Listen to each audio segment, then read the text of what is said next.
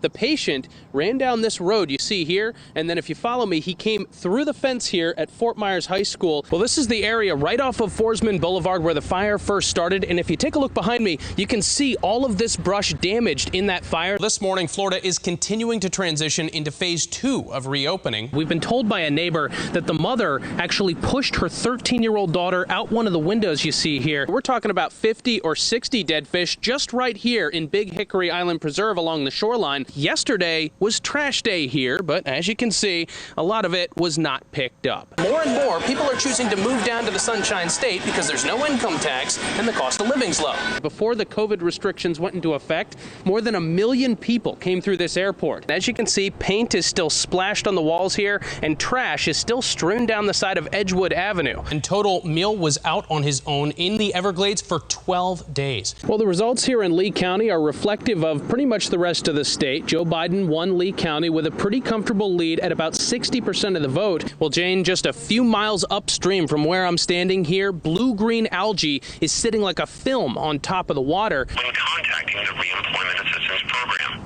That's the message you get when you call the Florida Department of Economic Opportunity looking for unemployment benefits. More than $2,200 worth of the Johnson & Johnson vaccine were stolen this week. The Collier County Sheriff's Office says the man tried to come down Edenfield Way here in the Immokalee Farm Workers Village with a shovel and a sharp-edged weapon in his hand. While the buyer might think they're getting all of this land, they'll only be able to build on a much smaller portion of it. Well, you can see the damage one of those criminals caused to the back window here at the Bicycle Center. That was caused by a guy throwing a cinder block at it. I love animals just as much as anyone else, but I'm also a bit of a rule follower. Yeah, it's good to follow rules around giant, dangerous animals.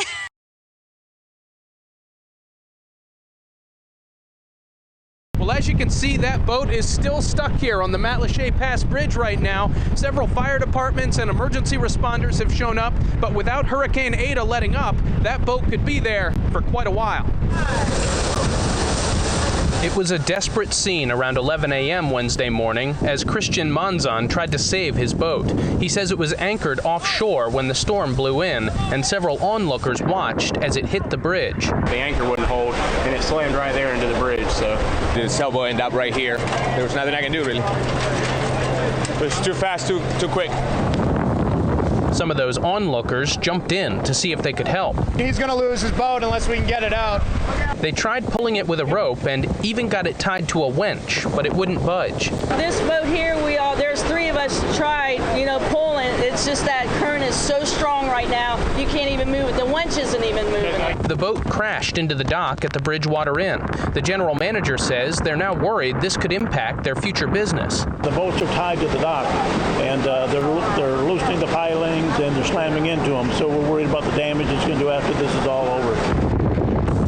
Manzon stayed on his boat trying to push it off the bridge until finally emergency crews arrived and made everybody leave the area. I was trying to save my boat, but it don't look like it's going to be saved right now.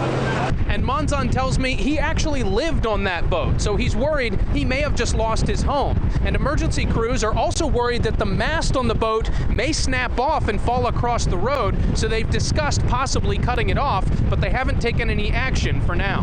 In Matlacha, Rob Manch, Fox 4.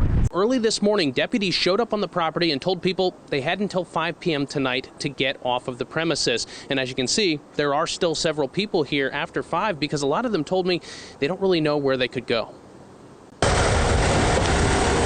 We weren't the only ones who came out to the encampment Thursday morning. Nurses with the behavioral health organization Centerstone responded as well when they learned these people wouldn't have much time to find a new home. That's pretty short notice in 12 hours to say, hey, you got to go. Where are we going to go? Loretta Swank has been living back here since December.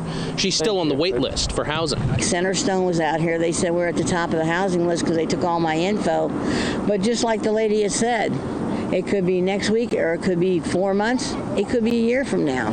Are you willing to go to triage? I'm not gonna go. The director of Centerstone says they're just trying to find short-term solutions for these people. Any of my staff will come out here and provide therapy or medication management. The psychiatrist will come out for services like that, but it's just one step to get them out of this environment.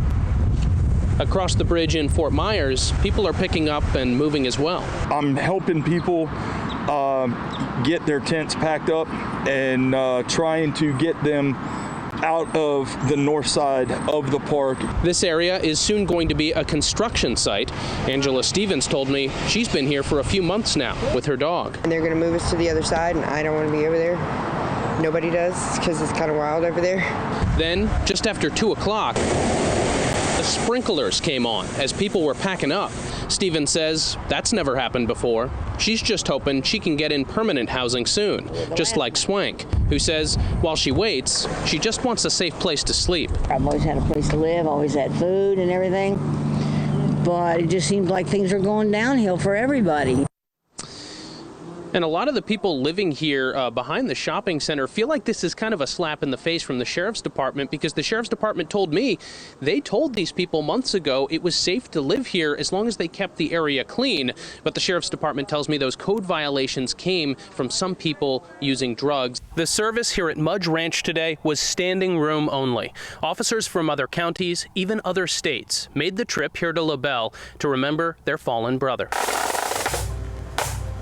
Keene entered the memorial just after 11 o'clock in a procession surrounded by his closest friends. It quickly became clear Keene was much more than a conservation officer to this community.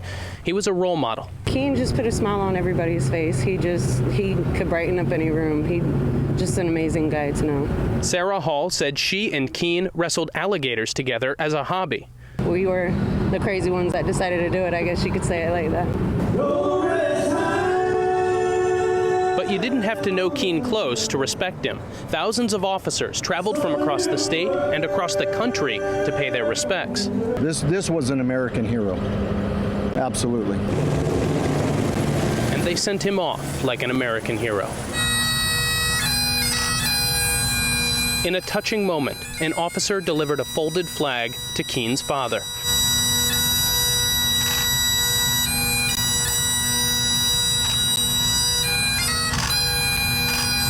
One of Keene's fellow FWC officers from Pensacola says he's glad so many others made the trip like he did. It makes me proud as a law enforcement officer to see him and the amount of support that he had throughout not only the community, but throughout every county and other states. As the memorial ended, Keene left the same way he came in, surrounded by friends who loved him. We had so much love for him, but to see, how many people showed up, it's an honor to even know him. And one man I spoke with estimated that there may have been more people at the ceremony here today than live in the entire town of LaBelle, which makes one thing clear. Keene may be gone, but he'll never be forgotten. In Hendry County, Rob Manch, Fox 4, in your corner.